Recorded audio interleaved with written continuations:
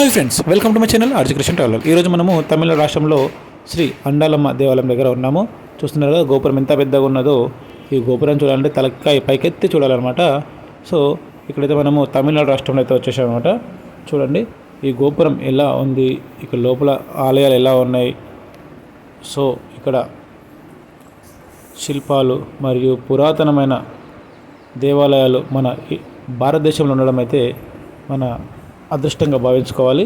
ఎందుకంటే చాలా పురాతనమైన మనం కూడా పుట్టలేదు. అప్పట్లో ఆలయాలు ఇంపదాకా ధ్వంసం కాకుండా కొన్ని జాగ్రత్తగా చూసుకున్నాము. సో ఈ విధంగా అయితే మన భారతదేశంలో ఇన్ని ఆలయాలు ఉండడం అయితే చాలా విశేషం అనమాట. సో చూస్తున్నారు కదా, మనమైతే ఇక్కడ ఆలయాలు అయితే ఎలా ఉన్నాయో, లోపలైతే చాలా అద్భుతంగా ఉన్నాయి. చూసి ఆలయం ఎలా ఉందో నచ్చితే లైక్ చేయండి, అలాగే సపోర్ట్ చేయండి మరియు వీక్షించండి. స్కిప్ చేయకుండా చూడండి, అందరూ స్కిప్ చేస్తున్నారు. స్కిప్ చేసి చూస్తే మీకు అర్థం కాదన్నమాట ఈ యొక్క వీడియో. ఇది వచ్చేసి మన తమిళనాడు రాష్ట్రంలో అండాలమ్మ దేవి ఆలయం అనమాట. ఇది చూడండి లోపల ఎంత అద్భుతంగా ఉన్నదో. చూస్తే మొత్తం మస్తు ఉంటుంది. డైరెక్ట్ వస్తే మాత్రం ఇంకా సూపర్ ఉంటుంది అనమాట. సో రాని వాళ్ళ కోసం మాత్రమే ఈ యొక్క వీడియో అయితే తీయడం జరుగుతుందన్నమాట. ఈ వీడియోలో చూసి వీడియో ఎలా ఉన్నది అనేది, లోపల శిల్పాలు, టెంపులు, ఇక్కడ ఉన్న పరిస్థితులను బట్టి మనము ఏమనుకుంటున్నాము అనేది మనం కూడా ఇక్కడ తెలియజేసుకోవచ్చు. సో ఇక్కడ రావడం వల్ల నాకైతే ఎలాంటి ఆలోచన అయితే రానిలేదు. సో ఇక్కడైతే చాలా అద్భుతంగా ఉందన్నమాట. మనసు ప్రశాంతంగా ఉన్నది. చాలామందికి టెన్షన్ ఉన్నప్పుడు ఏం చేయాలంటే దేవాలయంలో వెళ్ళి కూర్చుంటే ప్రశాంతత, మానసికంగా ఇలాంటి ఇబ్బందులకు గురి కాకుండా ఉండవచ్చు అనేసి నేను అనుకుంటున్నాను. మరి మీరేమనుకుంటున్నారు అనేది తెలియచేయండి కామెంట్ రూపంలో. సో ఫ్రెండ్స్, ఇదో ఒక ఆలయంలో మనము ఆలయం ఎలా ఉన్నది అనేది మొత్తం చుట్టూ తిరుగుకుంటూ ఈ యొక్క చెట్లు మరియు ఇక్కడ ఔషధ మొక్క, ఇవన్నీ ఔషధ మొక్కలు అనమాట. కొన్ని ఇందులో ఫ్లవర్ చెట్స్ ఉన్నాయి మరియు ఔషధ మొక్కలు కూడా ఉన్నాయన్నమాట. సో మనం కూడా చూసుకుంటూ టెంపుల్ మొత్తం చూసుకుంటూ ఇక్కడైతే రావడం జరిగింది. ఇది చాలా పురాతనమైన ఆలయము. చూడండి, అయితే శ్రీ విల్లిపుత్తూరు అండాల ఆలయం వచ్చేసి దక్షిణ భారతదేశంలోని తమిళనాడు రాష్ట్రంలోని విరుదునగర్ జిల్లాలో శ్రీ విల్లిపుత్తూరులోని అండాల్ ఆలయం ఉందన్నమాట. ఇది విష్ణుకు అంకితం చేయబడిన 108 దివ్య దేశాలలో ఒకటి అని చెప్పబడుతుంది. అయితే అతను వటపత్ర సాయిగా మరియు అతని భార్య లక్ష్మిని అండాల్గా పూజిస్తారు.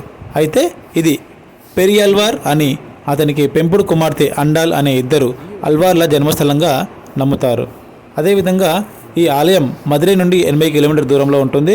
ప్రాచీన భారతీయ నిర్మాణ శైలిలో నిర్మించబడిన ఈ ఆలయం 6-9వ శతాబ్దాల నుంచి సిఈ నుండి అల్వార్ సాధవులు ప్రారంభం, మధ్యయుగ తమిళ శాసనం నుండి నలయిర దివ్య ప్రబంధంలోకి కీర్తించబడినసి పురాణాలు చెబుతున్నాయి అన్నమాట.